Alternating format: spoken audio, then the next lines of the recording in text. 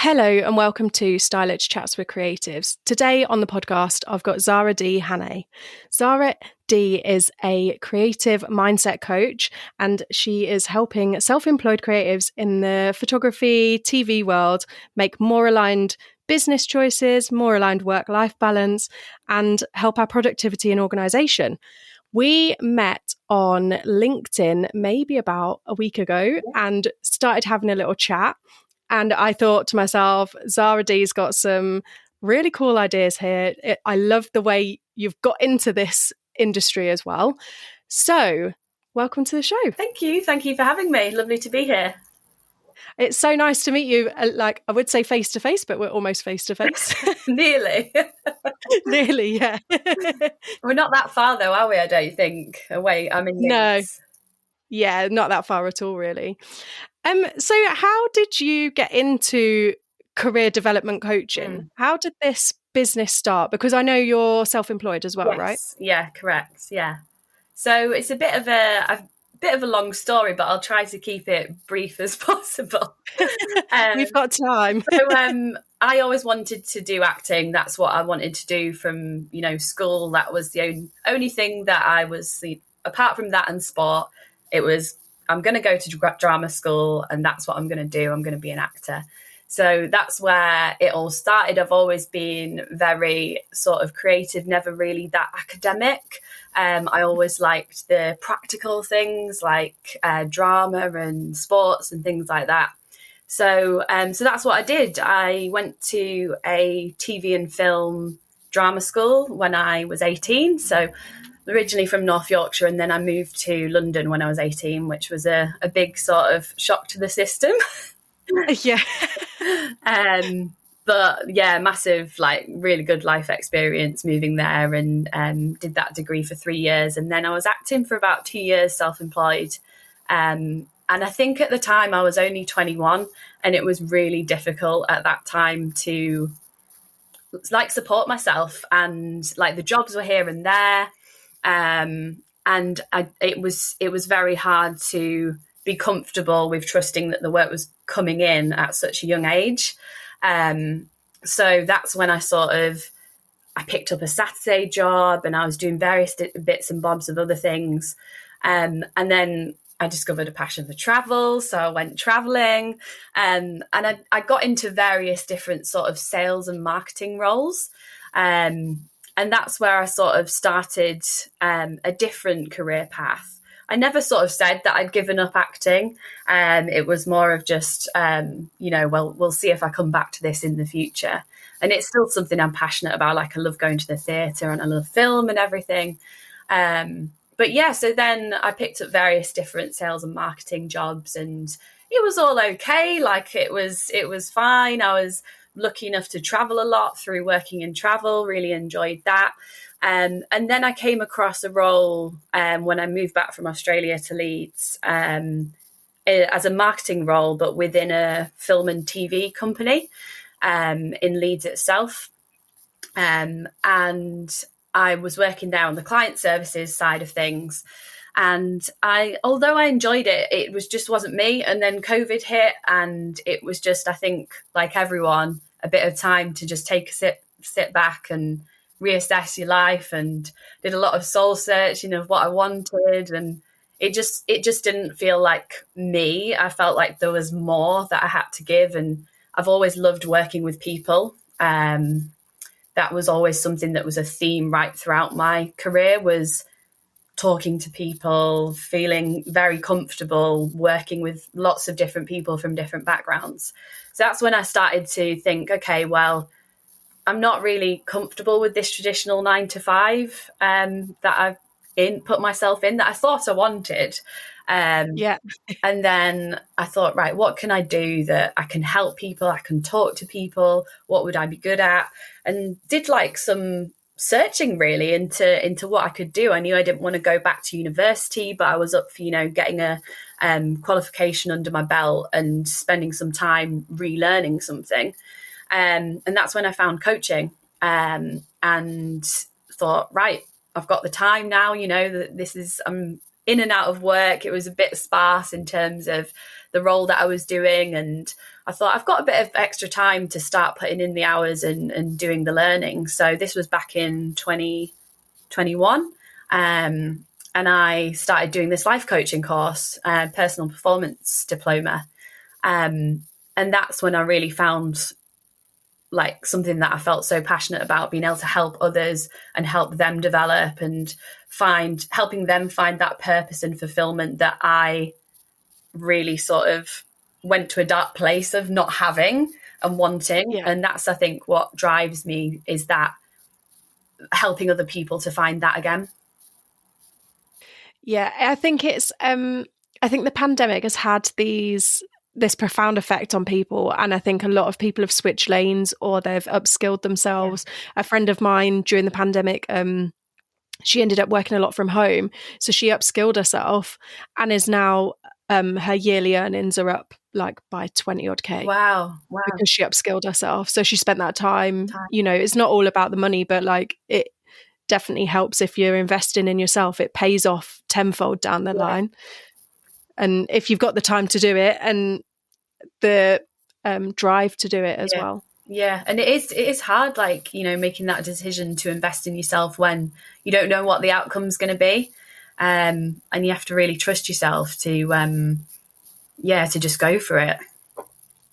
Yeah, that's it. And it's the trust. And like you were saying, when you were 21 doing the acting career and just kind of having the trust that something is going to come back up. Yeah. That's something definitely, I think, as a freelancer from personal experience, it doesn't get any easier, but you cope with the ride a little bit better. Yeah, exactly. Yeah. But when you're young, you're like, oh shit, I've got this to pay. I've got this to pay, like that to pay, especially like living in London. It was just like, and then, it's a massive thing, isn't it? That trust of, you know, in those quieter times that we all have, being uncomfortably comfortable, like getting comfortable with being uncomfortable and trusting that it will come in. And I think that's the difference, where a lot of people might give in, or they might, you know, sit back or feel dejected. And it's like, how can I help people to find that drive again and that motivation, make things more fun as well? Yeah, I think it's something personally that I've been going through the past like week or so, because work's just a lot quieter. Yeah. I mean, in my personal opinion, I think there's probably a recession on the horizon. Because marketing always gets cut first. But it's very difficult to sit there and be like, oh shit, I've got no money coming in. So then you think, oh, okay, I need to pay my bills. So how do I creatively think? And then you've got other people might be the same, but I end up with 20 different ideas. Yeah. And then I sit there and I'm like, oh, I've done none of them because I'm thinking about each one for 2 hours. And now it's bedtime. Yeah. So I really get that from a like personal point of view as well. And it's so hard to forget to be creative outside of your creative role as well. Yeah. And do you find that, like, you know, when that, because sometimes when we feel more pressured, it becomes more difficult, doesn't it, to like let our ideas flow and be experimental and play? Yeah, it's playing is such a big thing. I think we forget as adults to do, especially creatives as well. Like I say, because you're not forced to be creative in your day job, but you can't. That is your thing, source of earning money. So then to do it when you're to just play is quite. You're like, oh, but I'm not earning money from this, so why should I do it? And actually, that's the time to do it because something might come out of the woodwork. So yeah, and it's feeling okay doing that and like giving yourself permission to do it as well, isn't it? Yeah, absolutely. And I think that's the thing I've personally been trying to do is just get outside and you know, look at. It sounds maybe a little bit silly, but like look at the moss and the different colours of the trees and just kind of try and get inspiration from lots of different places because something will come. Yeah. You know, but we'll see. Yeah, and sometimes getting out in the open does that, doesn't it? Yeah, massively. So you said as well that you travelled. Where did you go to and what did you do? What were your experiences? Tell me all. So I did a bit of, like, I did an America trip when I was still living in London. And on that trip, I met it was like a group tour, and me and my friend were the only English ones on there. The rest were all Aussies and Kiwis from New Zealand. So met loads of friends on there from Australia, and I thought, do you know what? I'm still young. I can do a working holiday visa. Like, I've got this opportunity. I know a couple of people out there. This was another phase of me going through, this isn't the right career for me. I feel lost. I need something else. But it was honestly the best thing that I've ever done, going to like live in another country and experience like a different way of living, really. So I went over to Australia for just short of 2 years, on a working holiday visa, and did all sorts of stuff over there. Worked on a dairy farm, milking cows. Just loads of random things. But yeah, it was fantastic, and it was just quite a life experience to live somewhere else. And to experience different culture. And although obviously they speak English, which made things a lot easier, it's still like a very different lifestyle to what we have over here. So yeah, I really enjoyed that, and then moved back from Leeds from when I decided to come home from Australia. Did it change your worldview as well? Yes. Yeah, Yes, I can it imagine. did. Yeah, I think, that's a really good question, because before I went, I'd gotten a little bit caught up in this sort of London life of like, earn, you've got to earn this much, and then on the weekend you can like go out and spend it all. And it was very much just, Monday to Friday, work, drinks after work, weekend would come, go, go, go, go. And I was getting very sort of like, it was all about money. And then when I went traveling, I was like, took this slower pace of life and saw how people live over there, and it seemed much more relaxed. And it was a real changer for me, because I was just like, do you know what? Money isn't that important to me. It's more about, yes, money can give you time freedom and things like that, but it was more about, experiences and just being, feeling happy.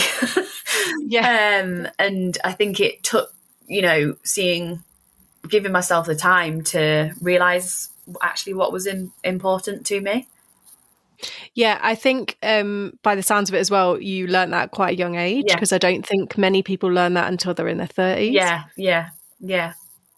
Because I think a lot of my friends now are kind of slowing down a little bit and going, like, actually, if I can afford to, I don't really want to be working every single like day of the year. I mean, I've got colleagues who do work 6-7 days a week, and fair play. And I think people have that view when they're a little bit older. So it sounds like that's quite a good thing that you got it quite young, because it kind of maybe pushed you in the direction that you wanted to go in. I think so. Yeah, I think it probably definitely changed my path and my perspective of everything. It just made me feel a lot more like, I know it sounds like a bit wishy-washy, but way more present, like with everything that was going on around me, and just enjoying like the small things and nature and all of that.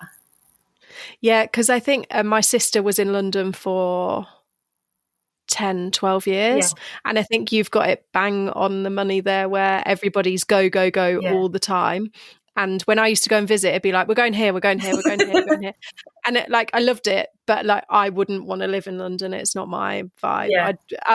I'm too much of a sloth for that, that busy vibe.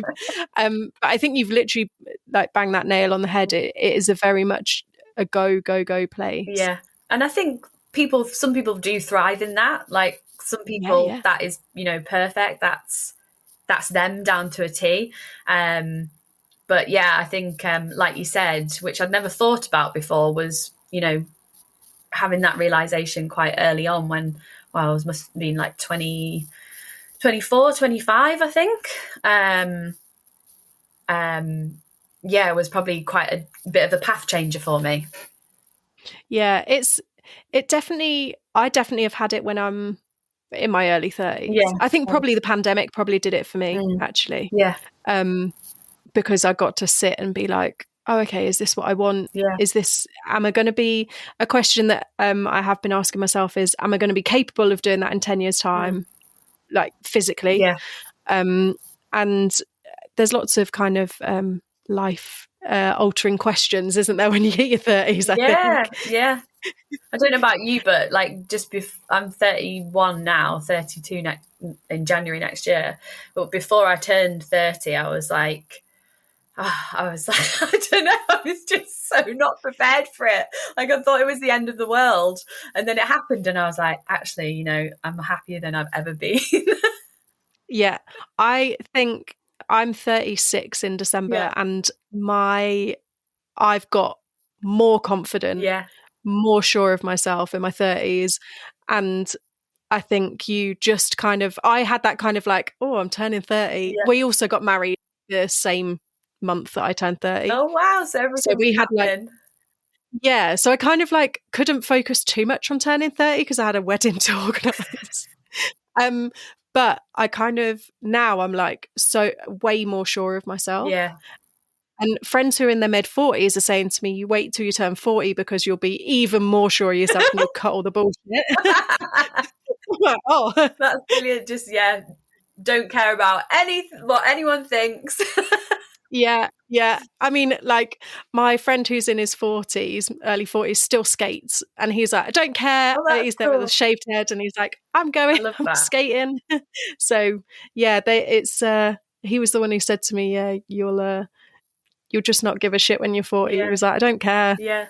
He's like, it's who I am. And I think as well, it leads back to that thing about confidence, doesn't it? In like, in doing stuff and having these different experiences and things. And it builds your confidence by actually doing things. Yeah. And we can't just like wake up with it overnight. We have to build it. It's like a muscle. Yeah, absolutely. And I think as well is another muscle that I'm kind of exercising, Yeah. if you will, is setting boundaries, Yeah. which I found easier as I'm getting older. Yeah. And it can be quite hard when you're self-employed, right? Definitely. Yeah. And that is something that I help people with as well. It's that, saying no if you know that it's not really the right thing for you, when actually you might need the money. It's like, how do you go about that? Where's that balance in terms of, if it isn't something that you feel passionate about or that you're drawn to, like where do you draw the line? Is that something that you've sometimes come up against? Yeah, Yeah. absolutely. Yeah. And I think it is a delicate balance because especially when you hit a decade of experience or more, Yeah. people go, oh, well, can we negotiate down on your Mm. day rate, or can we negotiate this? Yeah. And then you have to have the balls Yeah. to go back and say like, well, we can negotiate down, but I want to be your number one, or I want to be held on a retainer, and every time you get this work in, Yeah. I want it to I be want to me. be the go-to. So Yeah. yeah, it's I probably wouldn't have been as ballsy at 24, 25. Yeah. I mean, I always have been a little bit, Yeah. but like now I'm setting my boundaries way more. Yeah. But it's hard to do, and it's hard to actually do it and potentially lose a client Yeah. Yeah. by being upfront and Yeah. honest. And I think in the early Um, days as well, like you say, when you're trying to build up your portfolio and, get yourself out there, you just want to take on as much as possible, don't you? yeah, And I know for me, it's so important because I have to have a connection with people that I'm working with, because if I don't, I'm not gonna help them. Like I'm not gonna get the best out of them. yeah, So for me, I found as well, like you say, it has been very challenging to, if I have a call with someone and I'm just not feeling it, and I can tell they're not feeling it, and it's actually saying, well, I don't think you're gonna. It would be wrong for me to say I can help you when I'm not going to be able to serve you as best as maybe someone else can and support you in the way that you need. yeah, So it is about those boundaries, isn't it? And and doing it in a nice way as well. Yeah, yeah, yeah, that's it. It reminds me actually of a conversation I had with my therapist before we started working Yeah, together. She was like, she matched my energy, so I knew we were going to be nice.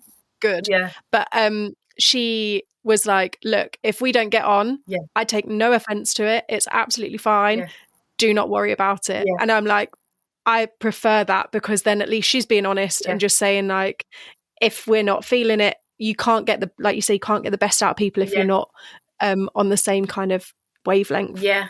And I guess that relates sort of into the creative industries as well, doesn't it? You know, you have to be on board with what you're creating for that person.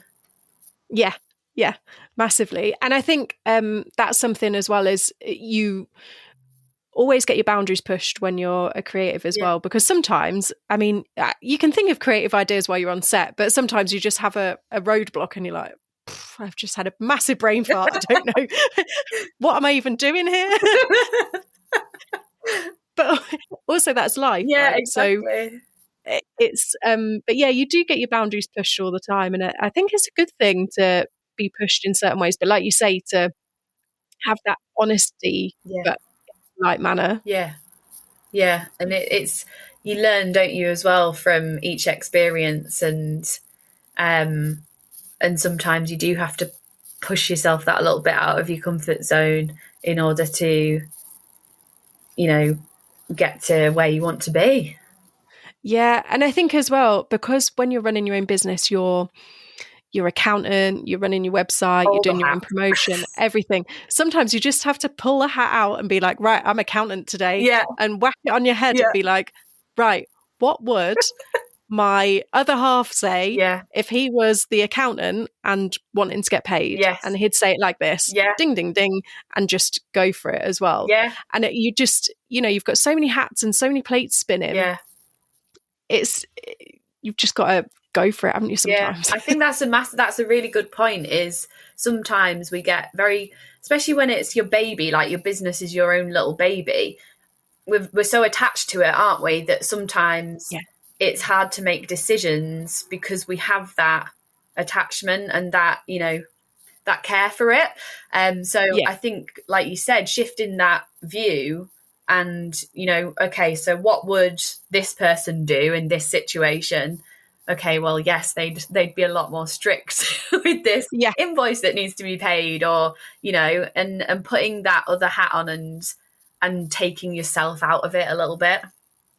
It's almost taking the emotion out Yeah, and just leading with that's fact, it. Yeah, which it's a lot of people I know as well, because creatives, I think we're quite emotional people as well. We do sometimes lead with emotion when actually we just need to say, please, can you pay me? yeah, I'm, you know, yeah, and that's it. It doesn't need any of the fluff. yeah, It just needs to be straight to the point. yeah. So, yeah, I've met a lot of my creative friends are emotional as well, and it's Have you read you'd the like you Chimp said. book? I've got it. I haven't read it. Yeah, it is quite a hard read, but just made me think of it then with the the different chimps inside our head. Yeah, Emotional, and then removing that and trying to be, like you said, based on fact, and removing that emotion out of it to be direct almost. yeah. It takes time as well. It goes back to confidence and having those situations come up time and time again, doesn't it? As well, Exactly. and going like, well, actually, A didn't work, so maybe I ought to try B. Yeah. Oh, now we're on Z. Where do I go from here? Yeah, exactly. Um, so your career has led you to this point, Yeah. but through the soul searching and Mm. things, what was the light bulb moment that made you think, I need to work with Mm. creatives and coach them? Yeah. Was there like a specific light bulb moment, or was it just a culmination of things? I suppose there sort of was. I think it the bracket of working with creatives sort of in a way found me through the connections that I had from my previous work at the agency. Some of my clients did come like spur from there, and I've realised that well, I think the moment was in the early days, I thought, right, I'm going to be a career coach. That's what I want to do because, this is something that I feel passionate about, that people should, have that purpose and that fulfillment from what they're doing. So I thought, okay, so maybe that is where I need to put my focus into helping people to find that. And then it became clear when I began exploring that it was just that I wasn't passionate about finding people another 9-to-5 role, because that was what I'd left and that was what I didn't want. So it didn't align with me. And although I knew I'd be well served in helping people with that, it just didn't fit. And I think that's one of the things I try to focus on with my clients, is focusing on what you value, your core values, your core beliefs, and seeing how you can work more of that into your business. So it became clear that wasn't for me, and actually the people that I was loving working with were the ones that were, in this self-employment realm, in this creative space, and not being confined to, strict rules that you might have within a corporate role or a 9-to-5 job. And that's no disrespect to people that are in those roles, because everybody's different, everyone loves different things. But for me, it was where I was finding most joy in my work, was working with people with that creative mindset, that wearing all the hats and having all these different roles. And also I found that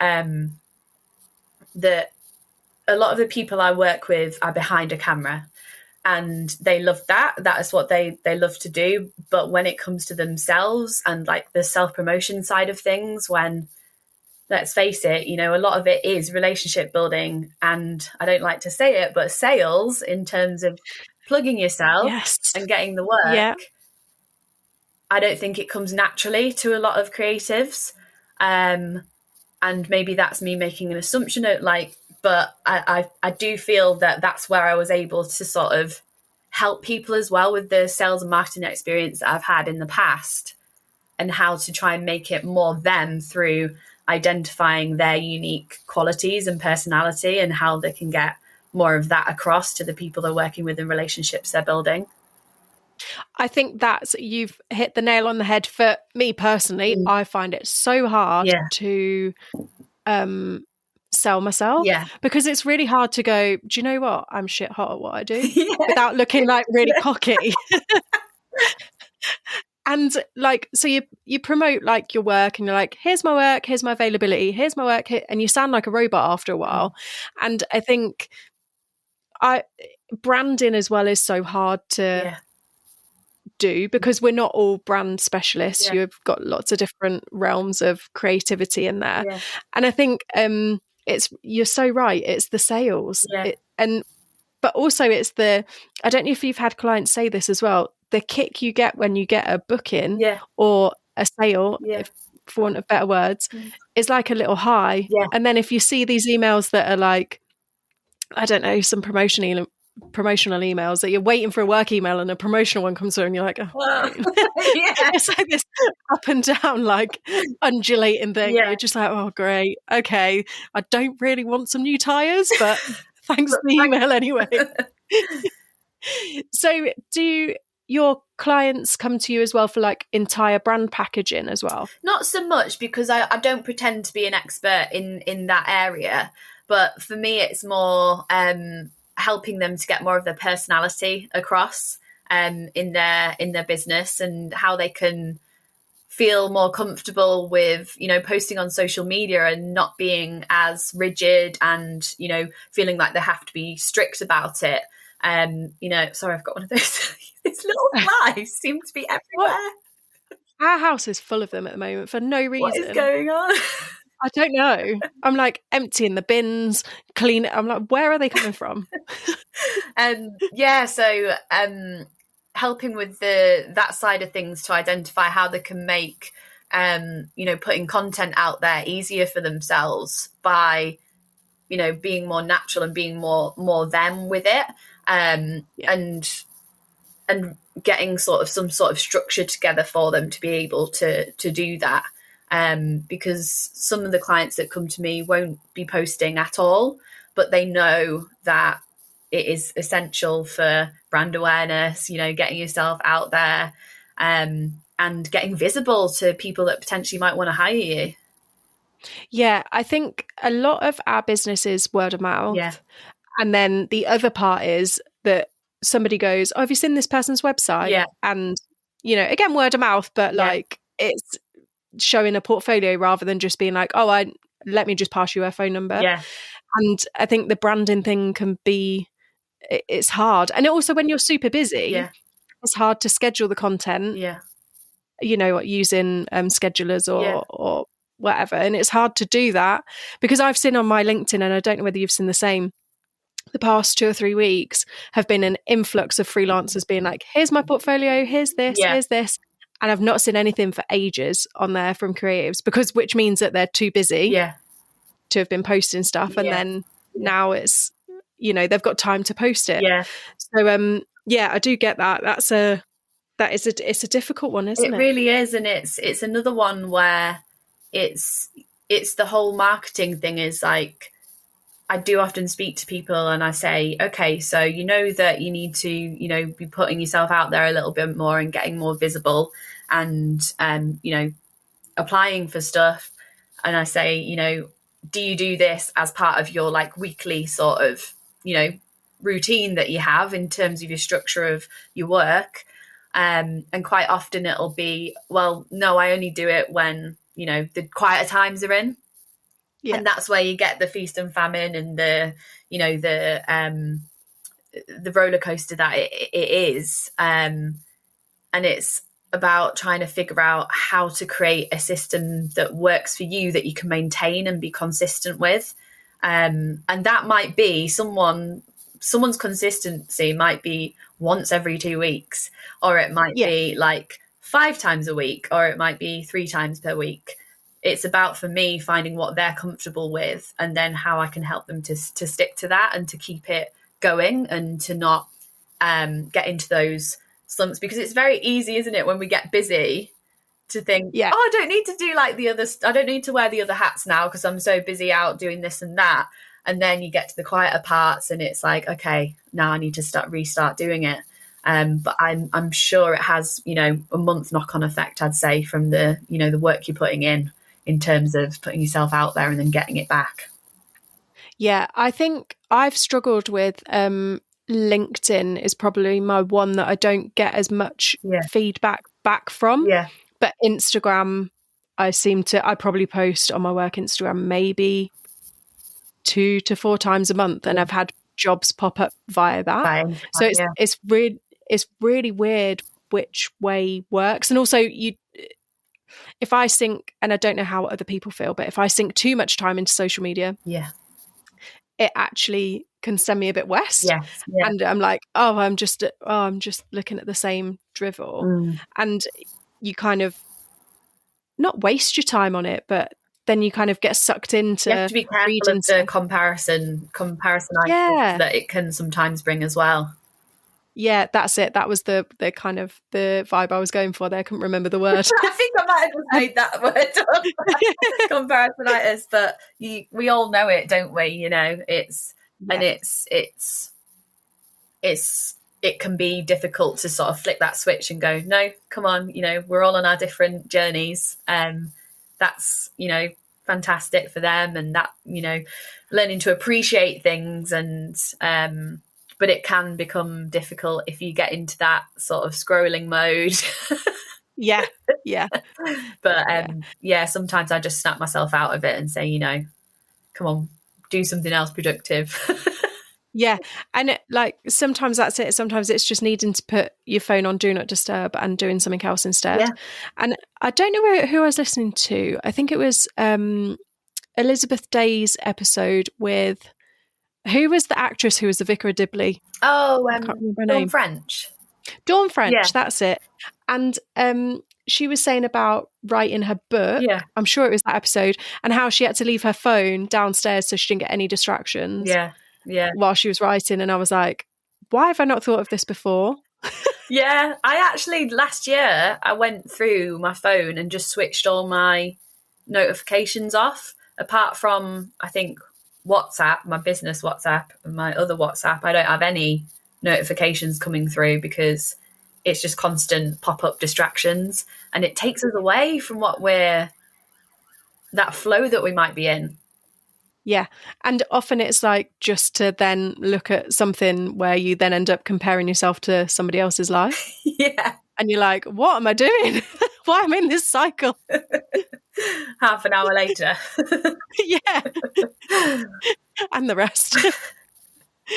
um, so what do you find the most rewarding part about your creative life coaching? The most rewarding part is seeing my clients happy and seeing them proud of themselves, because that just gives me the most fulfillment. Like, it makes me feel all warm inside. Them being, happy with, something working well for them, or having those big sort of realization moments. Like, I remember one time someone said to me on a call, at the end of the call, the thing that I've realized today is that I need to just be more of myself. And that was like such a breakthrough moment for them. But that's one of the things that I want people to be able to do, is to like totally embrace themselves and their own unique personalities and who they are. So yeah, it's the little moments like that, the breakthroughs, the seeing the results from the work that they're putting in, and realizing that like, oh right, so I put this work in, now it's working, oh, this actually works. And seeing that and knowing that I've helped them to to get to that place is the most rewarding thing for me, is seeing them happy and fulfilled.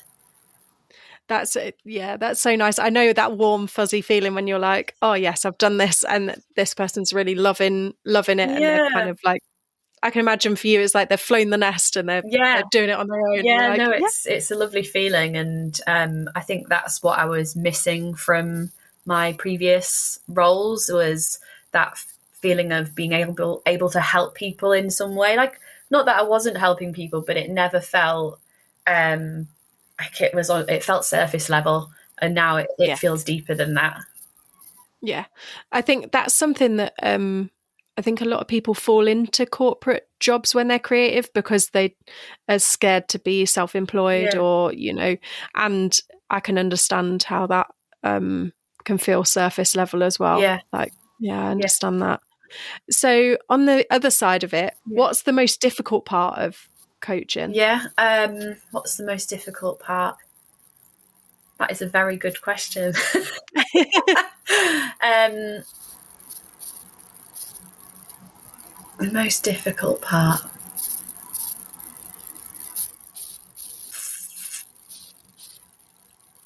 You've got me on this one. The most difficult part, which I guess is good that it's not coming to me like straight away. Yeah, yeah, yeah. Um, Is it maybe just I say just, but is it maybe organising your business yourself because you've gone from corporate to self-employed? yeah, Has that been yeah, quite I a hard guess. change? Yeah, I think it's a weird one because I've grown up with both my parents were self-employed, and I sort of knew in the back of my mind, like with the acting and stuff, I thought that was going to be my life. Like, that's what I wanted. I wanted to be my own boss, and I wanted to be self-employed. And then I went down a different route. So in a way, like, I've always been around it. So like a lot of my friends have always been self-employed, and I think the change for me wasn't as severe as it might be, for someone that's never been around it, or that's worked in, a really strict corporate environment all of their lives. But yeah, I guess the difficult thing is, like we were saying before, having that trust in yourself and being comfortable with being uncomfortable. And it's definitely something that I've, like, that muscle that I've been working on over the last year and a half. And I've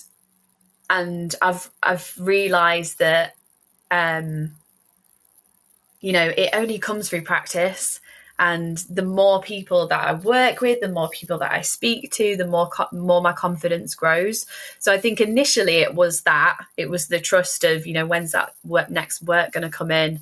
And as I say, when I was 10 years ago, when I was 21, it was too much at the time to be able to deal with all of that.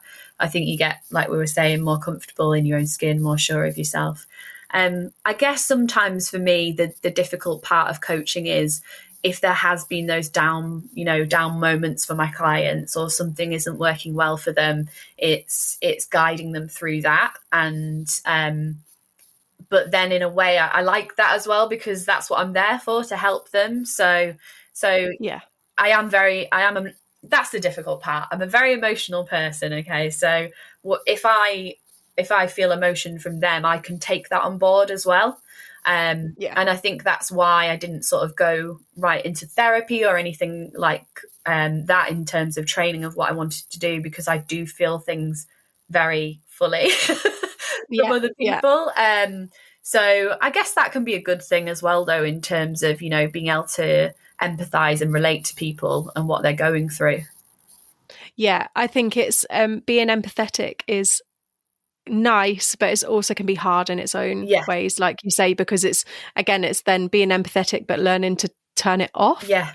That can be the hard part. Yeah. And sometimes I have to be strict, like that's what they're paying me for. So I have to put that different angle on it and be strict with them. And that is, again, another muscle that I'm constantly working.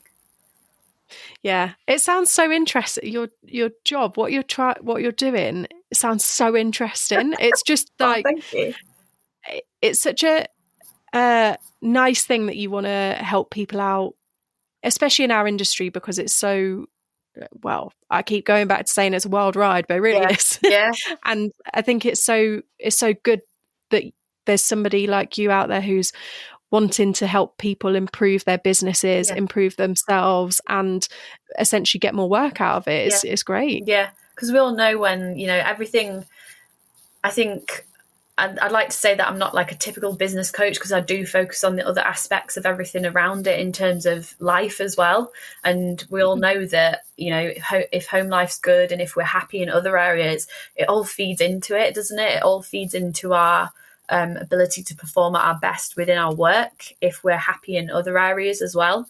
So although I don't go like too deep into that side of things, it is important to me to understand at the start when I work with someone what their main areas of their life are that are important to them, and how we can work that into the coaching as well, and integrating what they value and their core sort of principles into their business as well.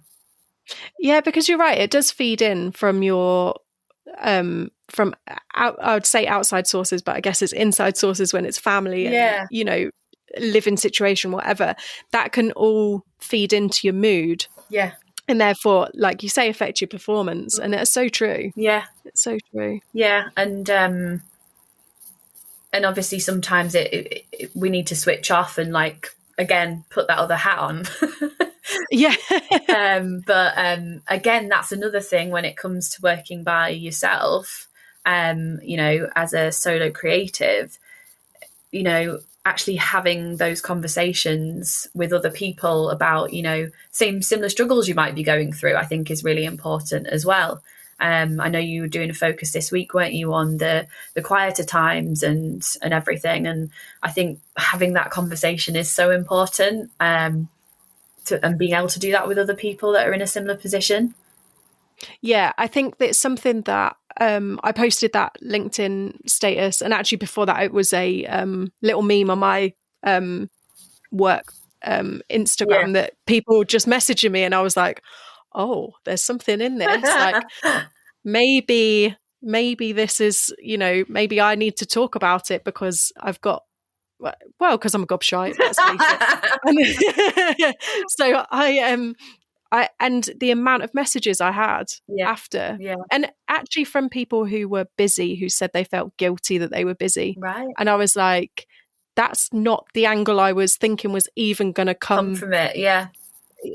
And I don't think it's, I don't want to say don't feel that, but it's good that they're working, and it's good. We should all be happy that they're working, but also it's okay to feel a bit ashamed, embarrassed, whatever, not as confident when you're not got as much work. But we only tend to talk about the positive side and not necessarily the negative side, which, I think if you talk about the negatives too much, it does bring a negative Nelly vibe. And, I think that's how I came across you, actually, was that I saw that post and I was like, this is actually really quite refreshing to hear someone speaking with honesty and being very transparent. So, yeah, I think it is difficult, isn't it, to be vulnerable as well and to put that out there. Yeah, I think the kind of what inspired me as well was I saw another post from a TV producer who was saying, I've just finished a long job. I've now got nothing in. I'm crapping myself. Does anyone else feel like they are? And I was like, well, I'm not in the same industry, but here's my view on it as well. And I've just had, from that post, it was weird because I looked at the analytics and I had like 1,500 people look at my post engaging with it from being a bit vulnerable.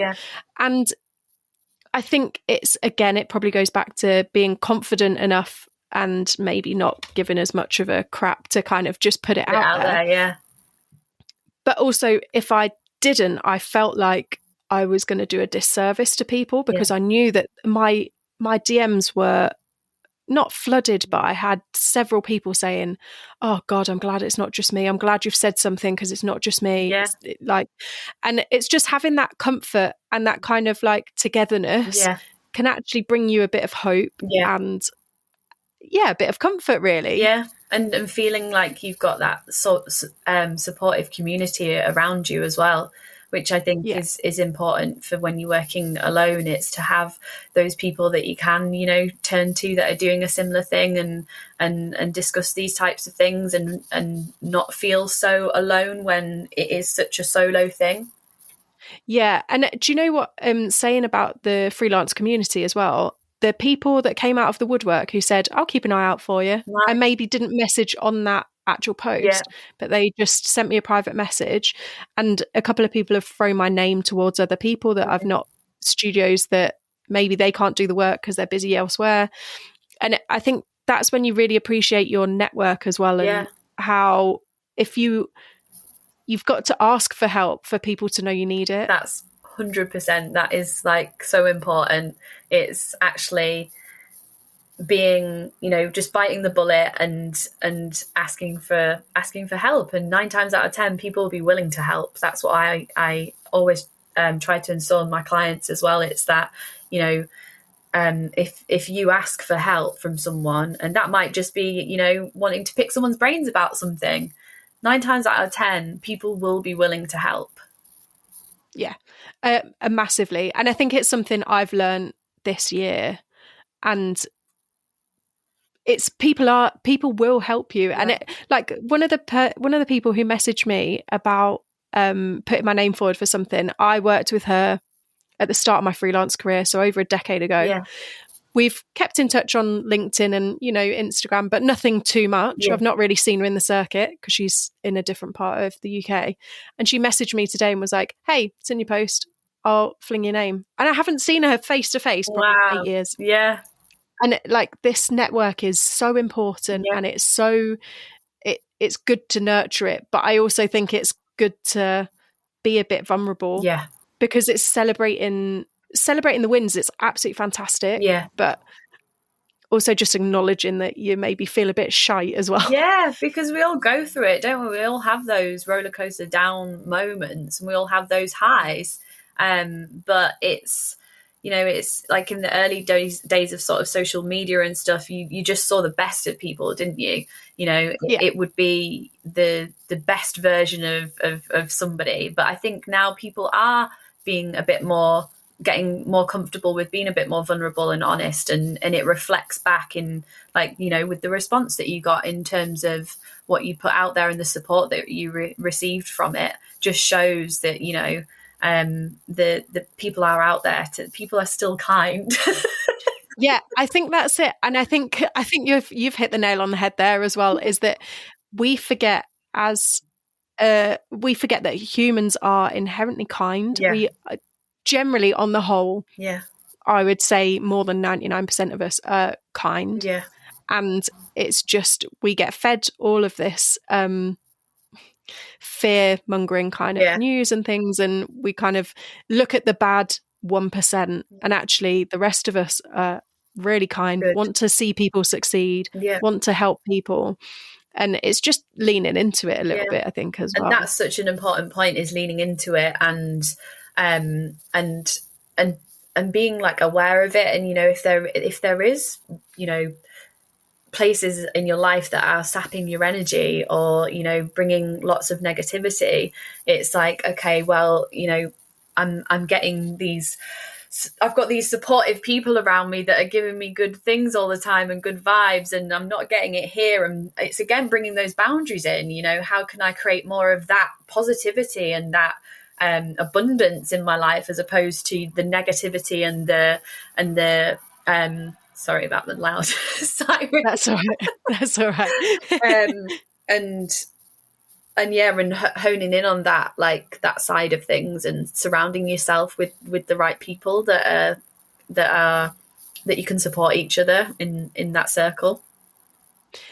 Yeah, massively. And I think it cuts across different disciplines in the creative world as Yeah, well. Like it's not just all stylists sticking together, or yeah, all makeup artists, or and the support you get from lots of different people is like amazing. And like I said in that post as well, my DMs are always open, because I think I can support other people yeah, and go, well, actually, I can't do this. So yeah. are Help you each other available to out. do this job? And yeah, and I think networking is very important. And I think when I first started out, it was everyone kept their cards close to their Yeah, chest, and that actually gets nobody anywhere, no, no, because despite you maybe going like, well, I'm really busy, yeah, but I'm not going to tell you about the job that I can't do, yeah, even though I know you're a bit quieter than me, yeah. because it actually doesn't help you out in the end. No, and I think you never know who you might know, who you might be able to pass on to somebody else to help them, and then further down the line they might know someone who can help you. I think it's so important, like you say, to be open to that, and to be sharing, and not look at it from a sort of competition sort of side of it. Yeah, and everybody's got different skill sets and different So, strengths, and and there is a lot of people who are multi-skilled, and fair play, yeah, like yeah, get kill it. That's what I'm all about, like supporting people. And I think that it it comes in in different ways, and karma is very much will come and bite you in the arse, yeah, or it'll find you something else, yeah, something positive. yeah, um but yeah, so I've got one other question for yeah. you. What inspires you? Oh, what inspires me? I think a lot of my inspiration comes from speaking to others. So inspired from like conversations like this. Like there's been so many moments on this call where I thought, oh gosh, yeah, like Yeah. wow. And yeah, so I feel inspired by seeing people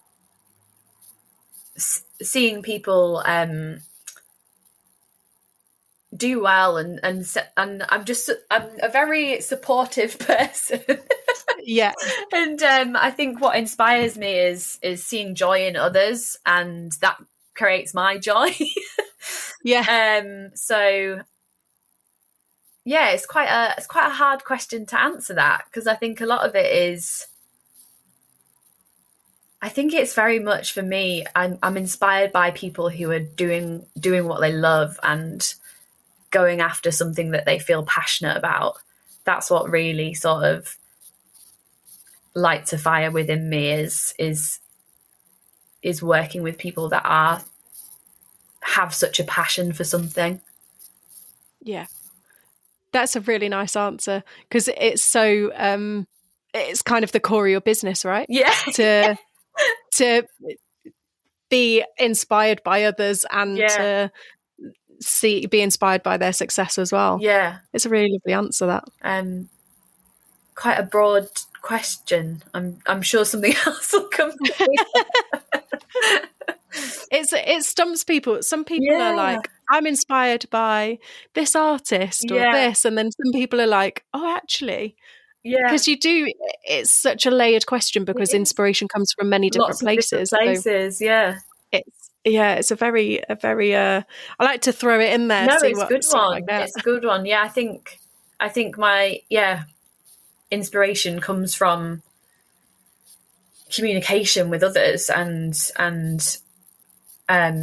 sparking ideas and things between people. I think that's how the great ideas are formed and created, and it's an interesting question.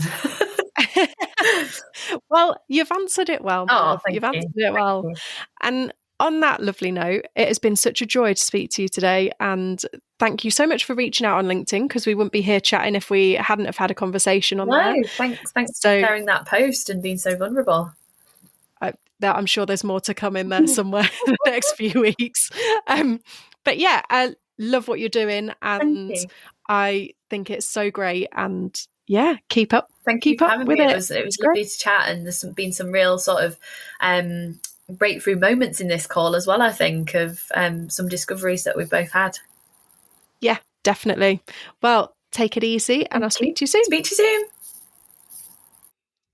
Thank you for listening to this week's episode. I hope you enjoyed it. Please rate, follow and share, as it really helps this little podcast out. And if you have found value in the podcast and you have the means to, I do have a Buy Me a Coffee link in the show notes. This will help keep the podcast going. Join me next week for another fantastic guest. Bye!